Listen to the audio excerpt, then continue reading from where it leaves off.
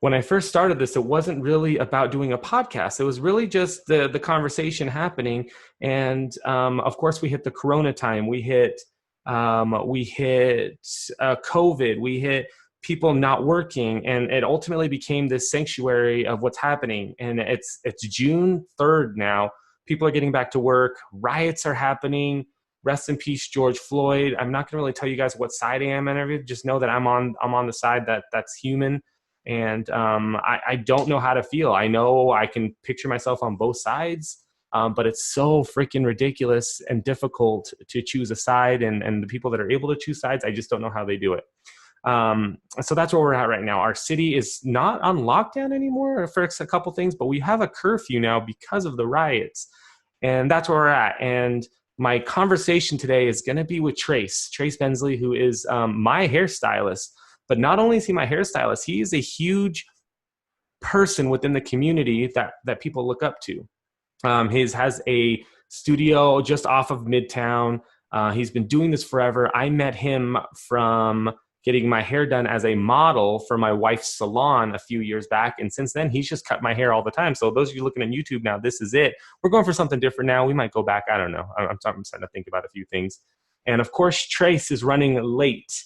Texted me earlier to verify everything, gave him verification. He's running late. So I'm doing the intro before. Normally I do these intros at the end. And that's kind of where we're at right now. So I'm going to wait for him, and then we'll have a little break and then go into this. But guys, thank you so much for hanging out with me. Thank you so much for building this podcast. I totally appreciate it.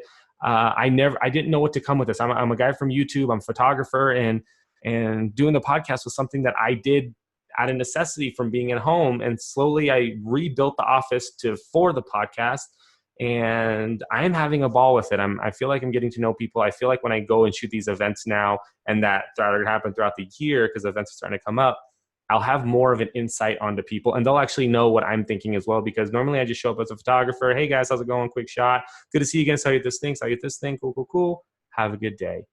Now it's like, dude, I heard your podcast, dude, thank you so much for doing this. And that's where we're at right now. We're in the last steps of helping with, with the whole freaking unemployment thing, PPP and all that. That's still, can you believe that's still a thing? Can you believe that 3 months later, people are still not getting the pandemic unemployment that they were supposed to? I don't know. Is our governor just not on it? I don't get it. I want to be on his side, but I get so frustrated every time he posts something or does something, and it's like anti what he should be doing. Again, I'm not a politician. I don't understand politics that much, but I do know that there's things that should be done that aren't getting done, and it's really kind of annoying. So that's kind of where we're at.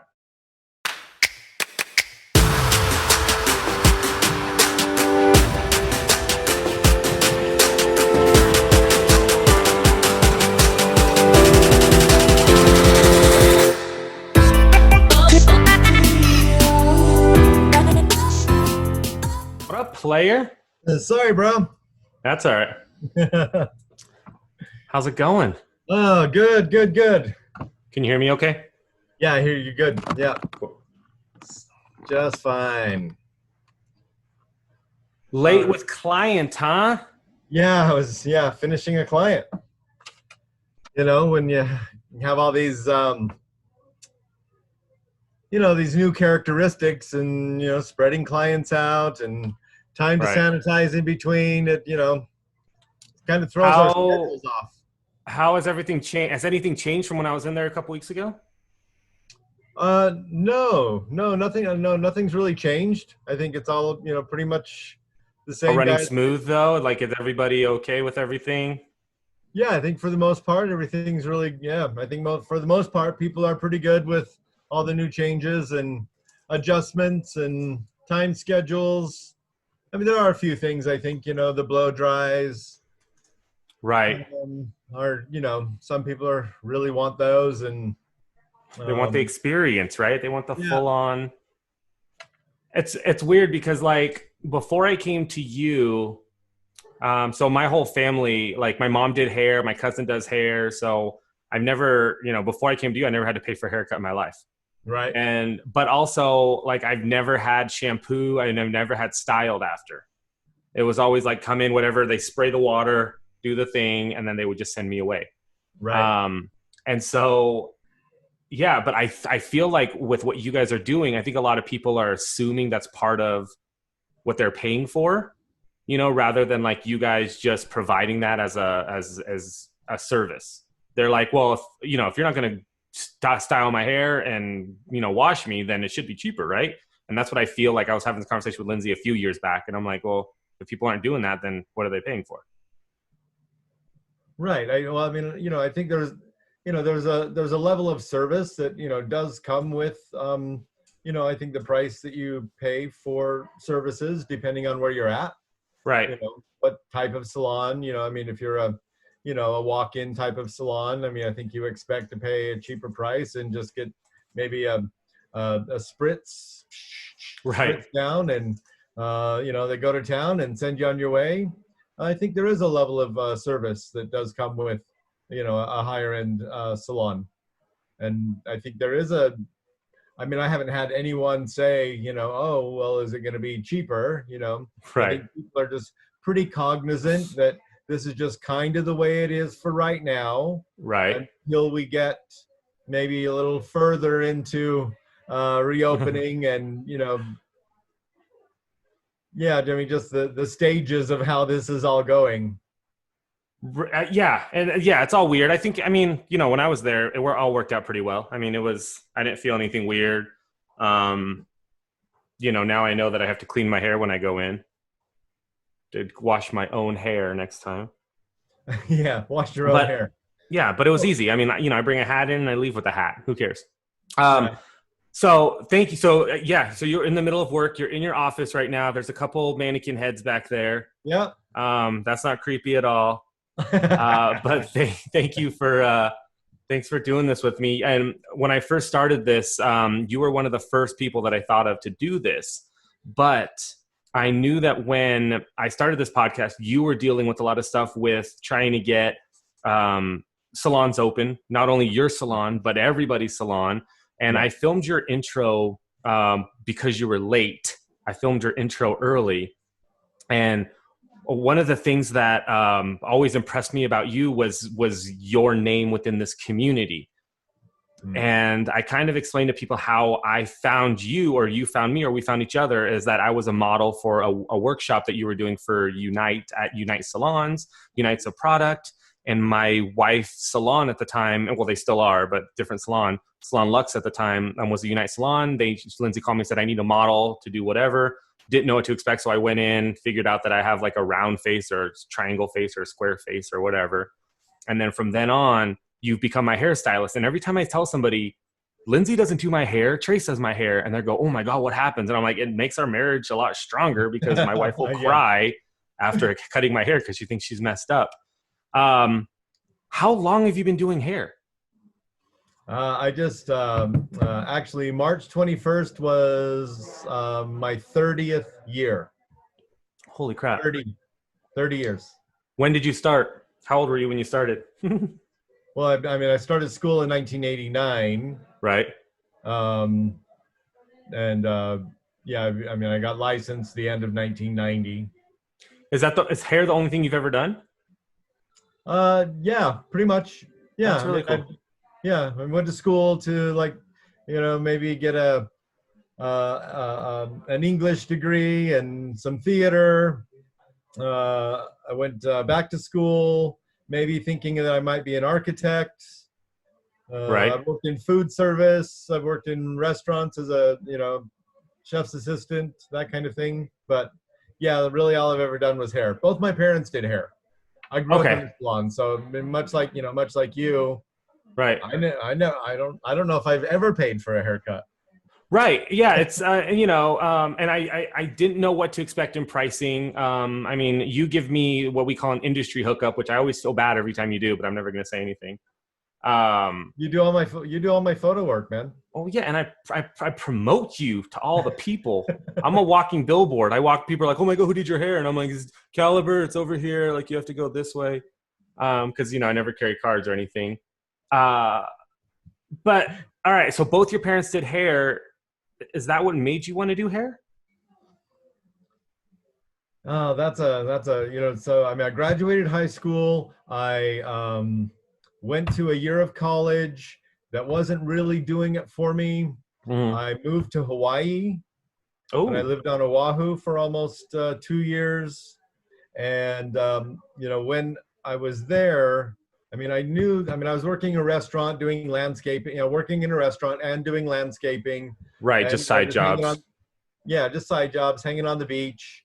But I mean, I knew that I had to grow up, get a job, Yeah.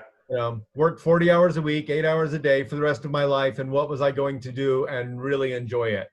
Right. And the thing that just kept popping back into my head was just, being in the salon with my mom and dad and, hanging out with those clients and, just the level of professionalism that my parents were as hairdressers. Right. I just, it just, I was like, well, that's a no brainer, you Right. know, Did they? why So they not worked in a just salon go to together? beauty school and become a professional? Yeah. I mean, it's weird because like, and we'll touch back on that. But like, my parents both did nails, so they're both manicurists, right? Dad's Yeah. Vietnamese, mom's white, and they both did nails. And I grew up in the nail salon. I was the kid that would go, like, my dad would be like, "Hey, go next door to the gas station, buy a bunch of sodas, and come back and sell it to people." And so I would buy, like a 12 pack of soda of Coke, and I would sell it for $1 a piece because I'm this little, 5, 6 year old kid, walk around selling, take naps in the back. And, if there's no iPods, there's no anything. So entertain yourself in the back of a nail salon. Actually, similar to this office that you have right here would be like the room I would hang out in and come out every once in a while. And I remember even just falling asleep on their like waiting couch outside. Right. And then people would just sit like in front of me. And I'd wake up and be like, I gotta go back to the back. But that didn't make me want to do nails. That made me want to get like really far from nails. So you have a totally different experience than me. And so your parents both worked in one salon together, They did. My parents met in beauty school. They got right? married in beauty school. They both worked and managed a big salon chain in Ogden, Utah. And then, then my dad opened his own business, and my mom opened hers in the house after having kids. So Nice. yeah, And so clients would come over to the house. yeah, yeah. That's She cool. had a That's the basement dream. salon, with its own entrance, and Right. Was that legal? yeah, Cool. yeah. Yeah, so I mean, it was just just kind of that, and I was always really creative. I mean, I love art and drawing and painting and things like that. And so the just the artistic and creative ability of doing hair. And my dad was a competition hairstylist, so he would do like these 7 minute up styles and do these competitions. He was super talented and creative that way. And I just think that's kind of what drove me to become a hairdresser, was that I could interact with people every day and do something that was really super social, yet Right. do something that was super creative as well. So, I mean, I know that, just watching you, so we've done creative shoots together. I know that you have a couple charities that you work with every single year. There's a backpack one, and then there's the one where, I guess, homeless or less fortunate can come in, get completely Yeah, styled, and so they get dressed so they can go to interviews. But I always notice that you always have like a group of people around you, and these are people at your salon who are always learning from you. So I think naturally you place yourself in a role that you're an educator and you're a mentor, and obviously that's how I met you, because you were educating and working that way. yeah. um, Before you opened your salon, I mean, you obviously worked for a few people. Can you walk me through how your career kind of came into what you have now? Yeah, I think really, I mean, interestingly enough, 6 months out of beauty school, I Mm-hmm. was in Utah working in a hair salon, and this at the time my mom was doing hair on the side, and she was also selling beauty supplies for a distributor. Right. So I was able to get in and take a lot of like advanced training classes and work with product companies and things like that. But 6 months after I graduated beauty school, I was able to go and assist for a company called Farouk Systems, Okay. a big hair show, and one of their guest artists didn't show up, and I was in the back shampooing and applying color and those kind of Right. things. And I mean, I was dressed well. I tend to dress well. Um, Right. Jeez. I mean, like I was prepared, right? And so Right. they actually put me on stage Oh my with God, to fill the space, right? Because that to person fill didn't the show. stage. But Yeah, did for the you have show. enough skill at that time, or was it just like, holy crap, yes, I'll do it? It was like, holy crap, yes, I'll do it. Yeah. You know, but I had some skill. I'd been working with the product line, but you know, I was just I was one of the backup dancers, Right. but I was on stage. Right. And so that kind of, you know, drove me into, you know, working for, you know, a brand and educating and I'd been mentored by, you know, many different people. So I worked with Farouk Systems for a couple of years. Cool. And then I went and I worked assisting with Matrix Essentials.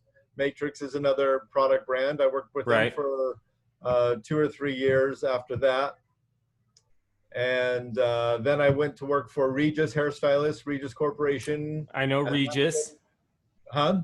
I know of Regis. Yeah, you know of Regis, yeah.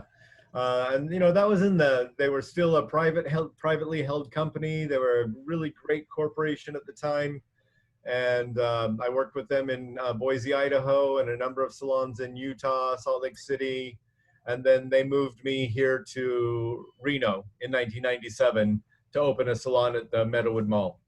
And Sid, that's where I know Regis from. So that was, is it still there? Or it's a No, massage place now, right? Or something. It was yeah, there. I don't know. I don't know what it is. I mean, it was there pretty recently. I want to say in the last like 2 or 3 years because I remember seeing because Regus.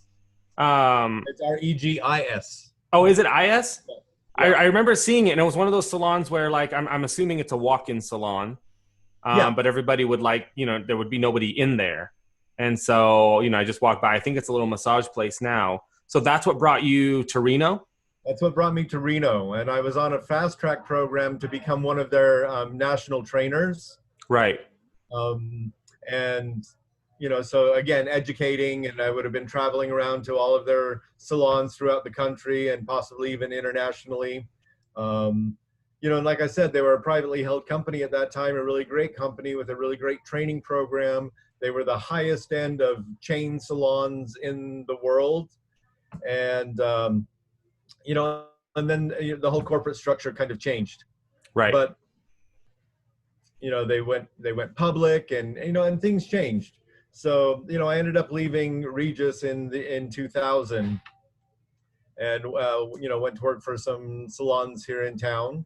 Mm-hmm. And you know, I've always wanted to own my own salon. I always wanted to, you know, be a mentor to people, help people grow and learn, because we just don't get enough in school, right? I agree. Right. Yeah. If anybody goes to school and comes out and thinks they know everything, and anything like that was me in massage. I felt like, as soon as I was done, I didn't know anything. So I had to like teach myself, and we didn't have YouTube back then. So it was a little harder. Photography was easier for me because then I could YouTube and figure out, teach myself.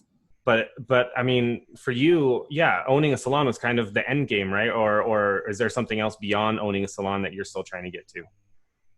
You know, I love owning my salon, and I love training people.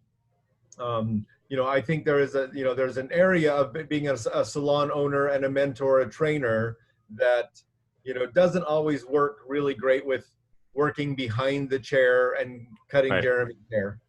Mm-hmm. I love cutting Jeremy's hair. It's great. It looks, It's cool. yeah, it's easy. We have fun. But, sometimes that takes away from my ability to actually be interactive with my associates, Right. my team members that, might need a little hand up or advice or just question and answer. And, so I mean, I would like to see that evolve Right. more to, just running a business and being more of a trainer. Right. And behind the chair every day. And then I've also developed a consultation program that I would like to, kind of revolutionize the industry Oh, in wow. a way, and sell that to people and get that out to, I want to get it out to 1,000 people this year. Okay. Well, if I can help, I'll do it. I mean, yeah, I think, yeah, ultimately there's always something else on top of it, and you kind of find yourself getting to where you need to go. I think the biggest thing that everybody needs to understand with where you're at in your career is that you kind of know it, you kind of know everything. You kind of know, and what I mean by that is like, what needs to be worked on, what works well. And so, yeah, if you come out with a product or you come out with a consultation line or something, it's because it needs to be out there, and it's because people haven't been doing that. Carissa Miles says, you are one of the biggest mentors in our area, which I agree, and I'm not even in the hair world. How is Thank you. the hair community in Reno? So I know what I know. My wife used to own a salon, now works at a salon, and I know what I know just from hearing from her. But how do you feel like this community is in Reno? Oh, wow. I think our salon community has evolved to a place that is very collaborative Uh-huh. on a lot of levels. I mean, I was on the Facebook, and there's this group that it's about salon jobs, and someone said, hey, I'm going to quit this job and I want to go into the private sector of salons. And I mean, Right. there were people on there posting, hey, call Caliber. They may be what you're looking for. Mm-hmm. I mean, and that was a salon owner. Cool. So a salon referring a salon. Yeah. Referring my salon because maybe, that person wasn't, the right fit or whatever for their salon, Right. but promoting that. And I think it's come a long way where we've really become a little bit more interactive, and rising tides raises all ships. Yeah, I agree. Where we all have different demographics and different creative aspects, so there's room for all of us, Right. and we're not competing. I mean, yeah. And there's nothing wrong with low competition. I've built my business on the whole community over competition aspect, where I refer clients to other photographers if I can't do it, or I don't want to do it, or I don't feel like I can do it, or whatever. And ultimately, the same thing. We want everybody to not necessarily do the same thing, but charge within the same amount, provide the same type of service, so that Reno then becomes like this hey. And that's kind of one of the things that your salon kind of did for me is when we were first talking, I was kind of saying that, like, since I've never had to pay for a haircut, since family always did haircut, I never really got that treatment. I never got my hair washed. I never got blow dried and all that and sent out of my way. It was always just throw a hat on, do whatever. But you guys, when I go into the salon, I mean, you've trained your staff to say the same thing. So it's very, it's very, I don't want to say the word corporate. It's just, it's nicer. It's like somebody comes in and says, hey, welcome. Hey, who are you here for? Hey, do you need a beverage? Do you need something? Rather than me just walk in, sit down and be like, my time's at 12. I'm just here. I love that. I think there's a level of consistency that happens, inside of that service. So, you're not sitting there wondering what to do, right? We're going to invite you what to do, and we're going to, escort you to the chair. And we're, it's not a bunch of robot bots, and it's not a corporate atmosphere, but it is a consistent atmosphere. I like that. Yeah. So you know what you're going to, you walk in with a level of expectation, and you're going to receive that. And our job is always to hope that we exceed those expectations. Right. And something I just wanted to step back to. Myself and some other salon owners in our area have recently, over the past year and a half, have created this group called Reno Tahoe Salon Owners Association. Oh. And we did that so that we could be more impactful in our industry locally. Okay. So it's like a group of salon owners get together, and you guys are like, well, this is what we'd like to see. This is what we're seeing. So rather than you guys just taking it to your individual salons and being like, oh, my salon over here is doing this, we don't want to do that. You guys are kind of like, how can we help other salons get to this level that we should all be at? And that should be like the baseline now. Yeah, absolutely. And how can we ask the questions, and how can we share the information, and how can we grow our industry so that, we do, part of, Caliber's, vision is, we strive to revolutionize and impact the perception of the salon industry by Right. expanding the culture through collaborative education and execution.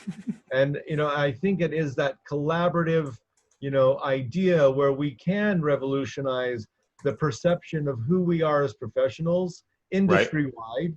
And I think we hope to, we hope and work at doing that here locally. And, then maybe it'll expand out somewhere further. But if we can, Carissa, thank you for, saying what you said. I do want to leave an impact. Right. I do want to leave a legacy. Right. I mean, we all do, right? We all do, but like it's rare for people to actually be able to do that. I mean, everybody, we want to be in the history books. I always have feelings about that. Like, yeah, I want to be people to talk about me. I want people to know, do that. I want people to know who I am as a photographer or as a man later on, ultimately, when I'm gone, I'm gone. But yeah, we want to have a legacy. But we also want to enjoy it while we're here, right? I mean, you are here now, your name's out there. And then I want to segue into this because a couple days ago, I know that in the intro of this, I was talking about the riots that are happening, right? The protesting, the riots, and we're not going to get into the whole, the BLM, Black Lives Matter and all that. But one of the things I want to bring up with you was your salon was very, very close to where the riots were happening. And what part did you have in that? Because I did see your name come up on a few different posts. What was going on while the riots were happening? How did that affect you guys, or did it? I mean, we're in Midtown. We're a couple of blocks off of Virginia. So, I mean, I think most of the peaceful protest parade, went up Virginia, mostly bypassed us for the most part. Right. I did have some staff members, later in that evening when things started to get a little bit more aggressive. Right. Less peaceful. Right.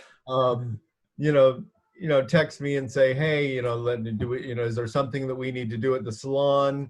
Do we do, let our security team know, our security system know that this is happening. I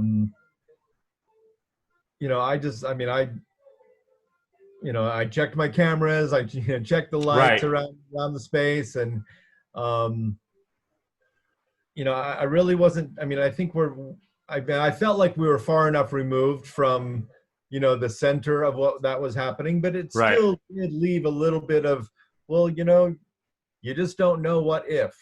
Because it could come down. I mean, you theoretically are a 5-minute walk away from the Believe sign where everything was going down, right? I mean, it was close enough, close enough for Lindsay and Carissa and their salon to be concerned. I mean, people walked right by them, tagged some trash cans next to them. Luckily, didn't touch any of the cars there, didn't touch the salon. Yeah. And that's actually, their salon is right next to where you live.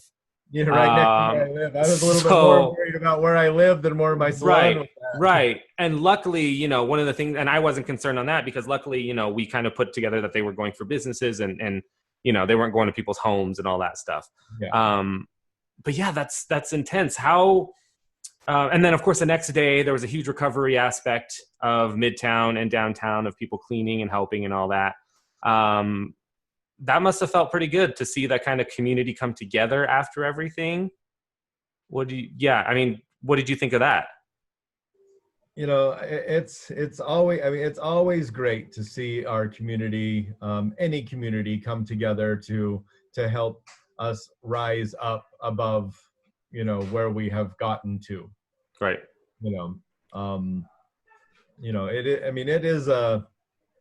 It's a really challenging place where we're at in our society and our culture today. It just really is. I mean, you know, I think there's been a lot of band-aids, over some of these issues for way, way too long. Hmm. And so, I mean, I understand the protests. I understand, the rioting and the looting. I mean, I'm not saying that I, necessarily condone it, but I do understand it, you know, Right. you know, uh, our community, our society, we need to rise above, these things, and we need to make some changes, I you know. agree. I mean, I agree. I always feel I feel a little uh every time I mention anything, about any other race other than being Asian or white, there's always somebody that kind of attacks me with it and says, since you're not that, you can't talk about it. So it's always hard for me to feel like I can express what I want to say about it. But I'm always err on the side of human. I always err on the side of, if this was happening, how would I feel? And Right. that's where it's at right now, and it's tough, because theoretically for me, straight half white male, married, kids, I'm kind of like what the norm is supposed to be. So there's no real thing that affects me every single day, if that makes sense. There's nothing where there's I don't have to worry about much things, and I don't know how I feel about that. It's just my life. Yeah. But that's kind of where we're at with everything. Let's push this over to the salon again, because you had really, really big part of making sure that the salons were moved to phase two, right? Because originally, with the whole reopening of everything, salons were supposed to be phase four. I think so. Yeah. Phase four, and we're not in phase four yet. We're in phase two right now. Right. And you got together with salon owners, some hoity-toity people that high up on the ropes of the things, and you were able to bring it to phase two pretty late in the game. I think like 2 days before or something, we started to hear about it. How did this happen? How did this go about?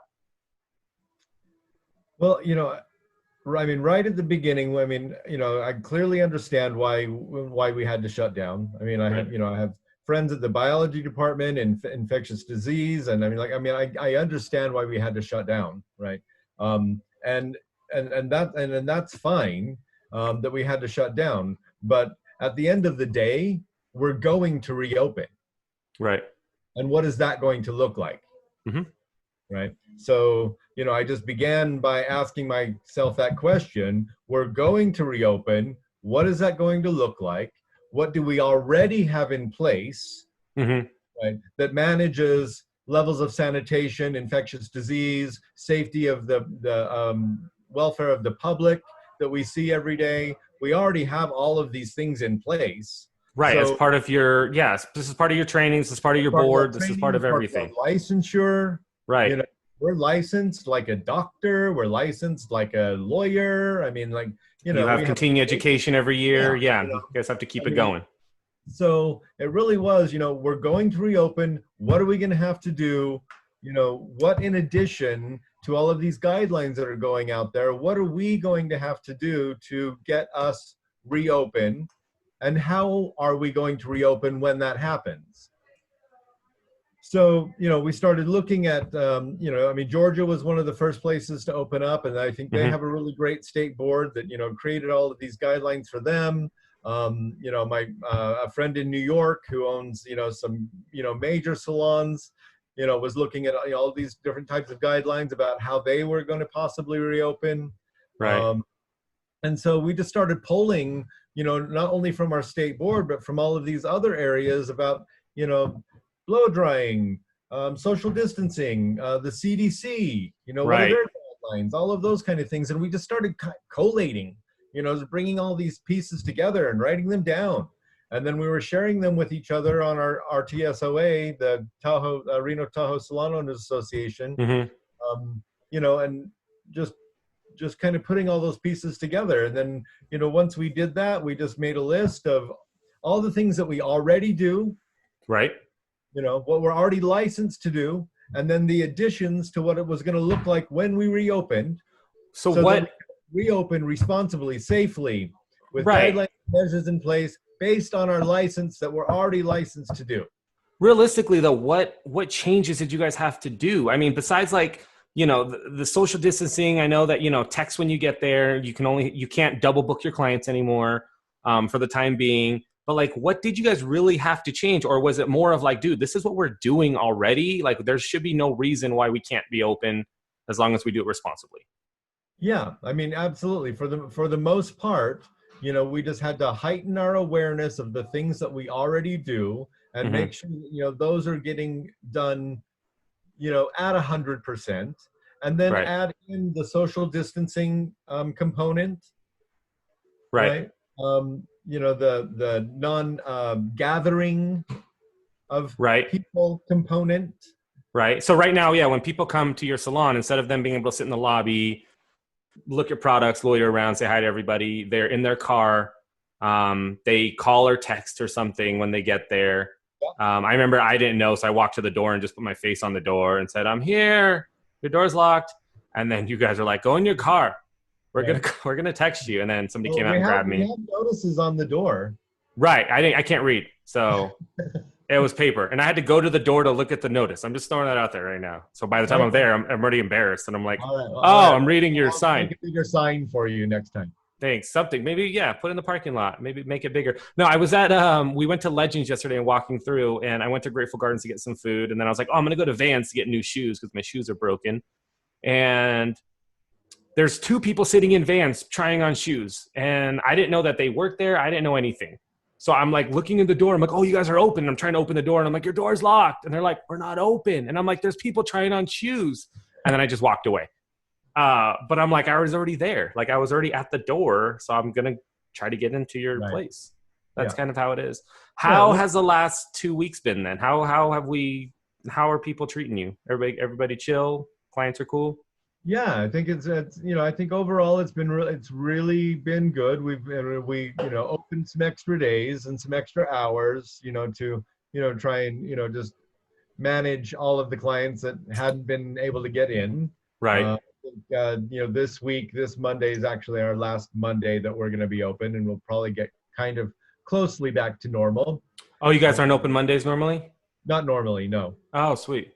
no.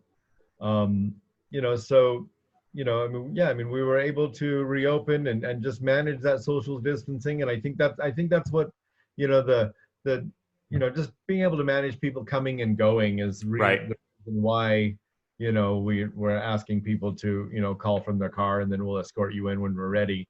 Right. I think we've been really busy, not the same busy because we have to manage time in between clients. Right. So you know So it's less, it's busy work. So it's more of the yeah, cleaning in between and yeah. And it's not that you can't double book. You can double book as long as you can manage social distancing. If you have two chairs to manage right. people, you can do that as long as you're Right. sanitizing in between, right? Right. Um, we can, blow dry. It's just recommended that we don't. And if we do, we have to let clients know that, that there's a possibility of blowing particulates around and, spreading Yeah. particulates, which I mean, I'm fine with letting clients know. I'm fine with blow drying. I'm going to blow dry. Yeah. We have an HVAC unit in our salon, so that's blowing air around. I don't know Right. what that's about. I would say we've probably had, 70, 80% of all of our clients, probably at least 80% of all of our clients come back really quickly. About 20% of our clients are They're still still waiting. are still waiting, you Right. know. But when they've done that, I mean, most of them, when they've done that, they're like, I may have someone at home that I need to worry about, or I'm just going to wait it Right. out 2 weeks. Can I buy a gift certificate? Can I buy a gift card? Can I come still get product? So there's still that level of support that's happening, even Right. though they may not be ready to sit in the chair yet. Right. On the other hand, I've had quite a number of new clients come in saying, we've been watching you, what you are doing as far as safety and sanitation. Maybe my salon that I used to go to isn't quite up to that level, so we thought it Right. would be a good time to try someone new, and Right. you're where we're going. So Right. that's been kind of an interesting processes or thought process as well. Well, hopefully these salons are starting to see that, and they're all kind of going. I know, just from what I can see with Lindsay and Carissa in the salon over at Salon Structure. I don't know how to say it. There, there's a lot of rules and stuff in there, and even when I dropped off food the other day for Lindsay, there was rules and stuff. So I just ran in, ran away, mask on my face, don't talk to anybody. Good. I mean, I'm glad. Yeah, that was the biggest thing, because you guys had to prove to everybody that you could do it, especially since he moved everybody up to phase 2. Yeah, and it's been a journey. It didn't affect me in any way. I'm just super easy. Just cut my hair and I'm out. But one of the things that I feel bad for you is I know that you're a big traveler, right? Because I think I'm always scheduling in between your trips, because you're always in Paris, or you're in New York or Hawaii or something. How are you feeling now? Like, is it weird that you haven't been gone? Yes, Jeremy, I love to travel. I have gotten myself to a place in my career and in my life where I can, travel more. And, I was in New York the first and second week of February. Right. I was in Paris the last week of February, first week of March. Did you almost, wait, I think you were telling me about this. Did you almost get stuck? Like, if you didn't leave on time? Well, yeah, I mean, that next week when I arrived home, a week to the day, they shut down travel from Europe. Right. And it just at that time, it felt like, this COVID situation, this pandemic was still so far removed from us. Right. It was happening, but it was happening over there, wherever over there was. It wasn't really happening here. And, so quickly how that changed. So, I had just been in Paris. I mean, I got home. We were planning another, wonderful beach vacation, probably Tahiti. Should have been happening the end of this month. So that's not. Aww. They're like, oh, well, can I go to Hawaii? Maybe I can't even go to Hawaii yet. Right. I mean, well, Hawaii, yeah, they banned everybody. When you get there 2 weeks, you have to stay in quarantine. But they have done great, I think. I remember the numbers were like super low to none. Yeah. So we're anxious to travel. I mean, we just went to Legends to walk around, and that was like a vacation. Right. Because it was just something. So this won't be the way forever. I mean, things will change. Like if we think about what changed after 9/11, with our whole airport and that whole experience is completely different than it was before 9/11. Right.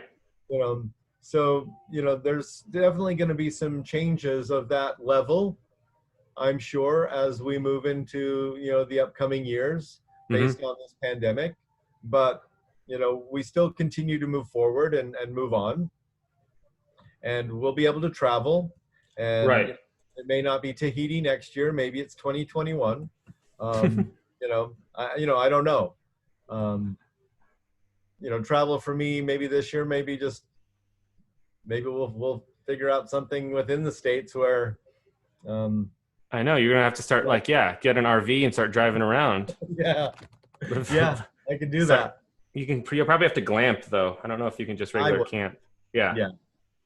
I can't regular camp. I mean, I don't. Yeah, we don't camp at all. I can't catch fish. I could regular camp. I mean, I would. I mean, I don't. I'm tent and Bunsen burners and all that. Yeah. And sleep bags on the ground. I can do that. My partner certainly can't. And well, he won't. He won't. He's like, babe, go. You're out. Done. Yeah, one time. Yeah, didn't go well. Yeah. Oh, you guys went one time? One time. Yeah. Like, what did he do? Did he just leave? No, I mean he stayed through the camping event, but it was like in August up in Jackson Meadows, and all of a sudden this rain, and it even snowed that night. It was just a terrible first experience for someone who hasn't ever really tent camped before. Right. He just wanted like a 90-degree in the middle of the night, and start in the backyard. I mean, that's kind of where it goes from now. Yeah. So Trace, tell me what the next 5 years of your life is like. What do you? I know that. So we're talking about pushing out this consultation program. Um, but do you ever look that far ahead? Like, what else are you wanting to do? I'm looking into, I'm 52. Over the next 10 to 15 years, I do plan to retire.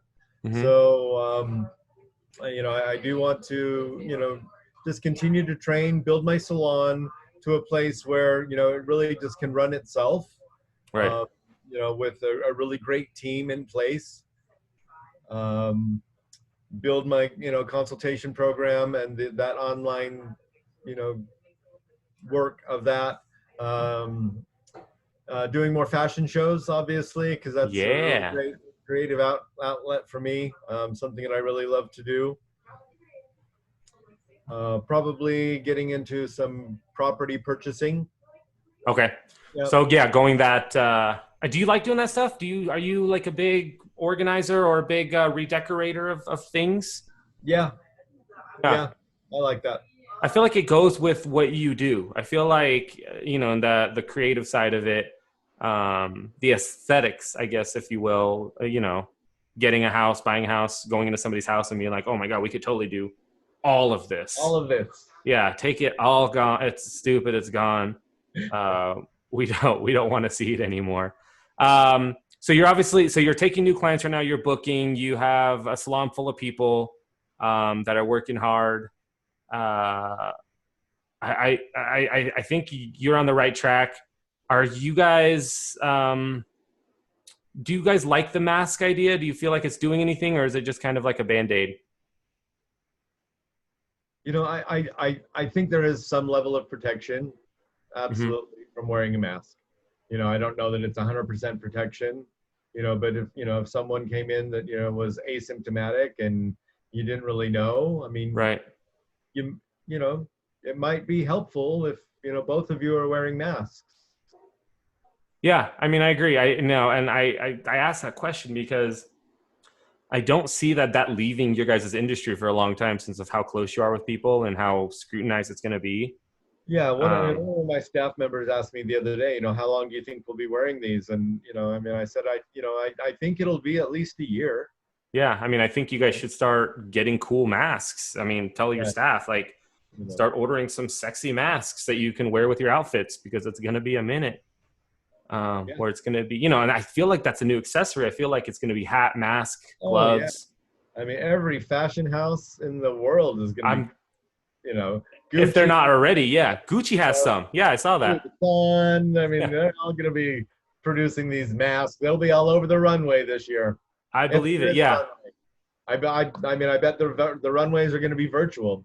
a virtual runway. I mean, yeah, and but they should be able to do that. I mean, so I mean, guys, when I go to Caliber, Trace always has like fashion shows on the TVs, and then he plays separate music, so the music doesn't go with the fashion show. But it's also like they're wearing like the most ridiculous stuff, and it's in my mirror line. So like I'm getting my haircut and I see this and I see the thing, and there's a guy wearing like a trash bag, and that's like it's a trash bag. I'm like, dude, it's a trash bag. And I watch all this stuff and I'm like, is this fashion? And that's your world, right? That's what ultimately you love going to these things. You love watching the hairstylists, do these unique, crazy hair things. And I know that we've been talking a lot about doing a couple things for competition that I won't mention because then people are going to steal it. But yeah, in my mind, it's stuff like that I love working with creative people. Um, yeah, hopefully they do some sort of, but they can social distance those fashion shows, I think. I think there's some aspects of it that they can. I mean, the way that we run them now, we have like, 3 hours to get, 40 to 60 models done, hair, Right. Just tight little nails, room. in a tight little room. And then, the model call before the run, there's lots of people, so I don't know if they would be able to do it the same way. I Right. mean, I think we could obviously accomplish the same work, but I don't know in that amount of time, you know, with any social distancing in place, could we Right. do it that way? So there may be some changes to that. Yeah, I think that's It's safe. It sucks. Like all this stuff is being done, like, rib cook off and all that stuff. It's just, we have to, it's the new norm right now. Yeah. Awesome, sir. All right. So we are at 1:00 and I know that you're at work.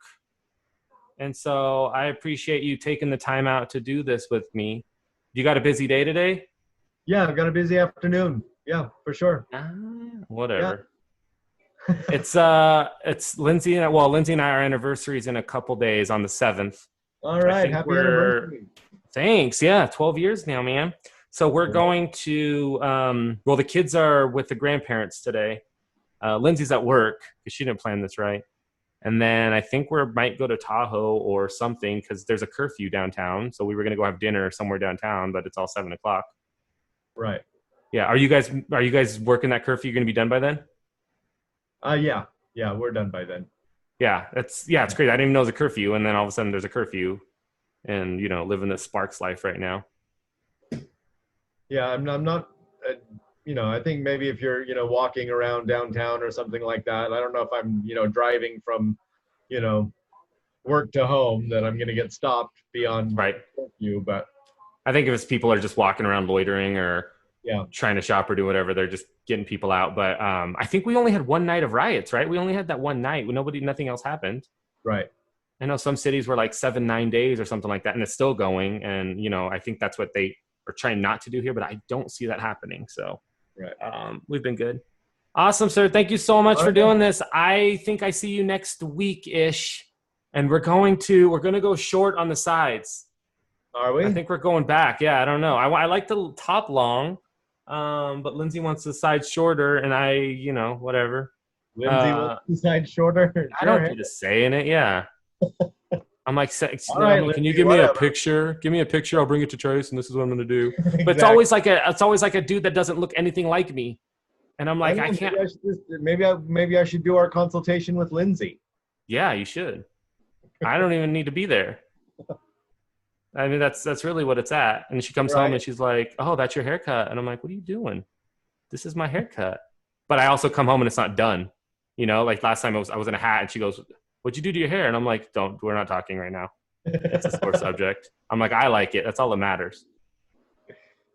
And she's like, no, that's not all that matters. That is not what we discussed. Jeremy.